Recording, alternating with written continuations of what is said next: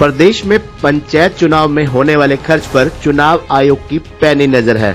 चुनाव आयोग ने स्पष्ट रूप से कहा है कि 30 दिन के भीतर चुनाव में हुए खर्च का ब्यौरा देना अनिवार्य है। चुनाव आयोग के अनुसार उम्मीदवार को परिणाम आने के बाद ये समय दिया जाएगा।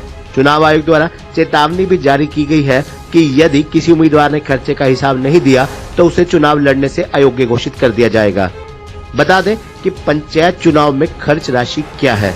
सरपंच पद के लिए जहां 2 लाख रुपए, पंच पद के लिए 50,000 रुपए, पंचायत समिति के सदस्य पद के लिए 3,60,000 रुपए और जिला परिषद के सदस्य के लिए 6 लाख रुपए राशि तय की गई है।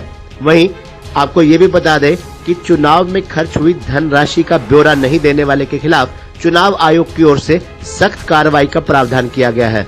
तय समय के भीतर यदि उम्मीदवार चुनाव खर्च का ब्यौरा नहीं देता है तो उसे आयोग 3 साल के लिए अयोग्य घोषित कर सकता है। यहाँ बता दें कि चुनावी खर्च पर नजर रखने के लिए संबंधित जिलों के नेतृत्व में टीमों का गठन किया गया है। आयोग अपने स्तर पर भी इस पर नजर रख रहा है। जहां भी चुनाव खर्च संबंधित गड़बड़ी की शिकायत मिलती है तो तत्काल उस पर कार्रवाई की जाएगी। उम्मीदवार के लिए ये भी जरूरी है कि चुनाव परिणाम आने के 30 दिनों के भीतर चुनावी खर्च का ब्यौरा जमा करवाए, अन्यथा 3 साल के लिए उसे अयोग्य घोषित कर जाएगा। चुनाव आयुक्त हरियाणा धनपत सिंह के अनुसार पंचायत चुनाव में खर्च पर नजर रखने को डिप्टी कमिश्नर की अगुवाई में टीमें बनी हैं। जहां भी चुनाव खर्च से संबंधित गड़बड़ी की शिकायत मिलती है तो तत्काल उस पर एक्शन किया जाएगा। यहाँ ये भी बता दें कि पंचायत चुनाव को लेकर उम्मीदवार की जो योग्यताएं निर्धारित की गई हैं, उनमें सामान्य वर्ग अथवा पिछड़ा वर्ग के लिए 10वीं पास होना जरूरी है। महिला और अनुसूचित जाति उम्मीदवार के लिए 8वीं पास होना जरूरी है। अनुसूचित जाति उम्मीदवार महिला के लिए पंच पद के लिए 5वीं पास जरूरी होना और सरपंच, पंचायत समिति सदस्य एवं जिला परिषद सदस्य के लिए 8वीं पास होना जरूरी है। नामांकन पत्र की जांच के दिन आयु 21 वर्ष होनी जरूरी है। उम्मीदवार का नाम संबंधित पंचायत की मतदाता सूची में भी होना आवश्यक है।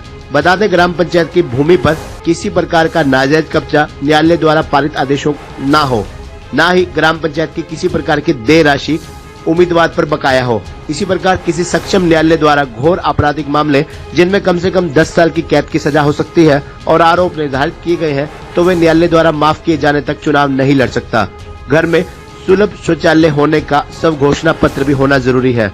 इन योग्यताओं के साथ साथ जिन दस्तावेजों की आवश्यकता है उनमें निर्धारित प्रारूप में सत्यापित शपथ पत्र, बिजली विभाग का बकाया न होने का प्रमाण पत्र, कृषि सहकारी समिति, जिला केंद्रीय सहकारी बैंक, जिला प्राथमिक सहकारी, कृषि ग्रामीण बैंक से बकाया न होने का प्रमाण पत्र, गृह कर, चूल्हा टैक्स की रसीद, आरक्षित वर्ग के लिए सत्यापित जाति प्रमाण पत्र होना जरूरी है।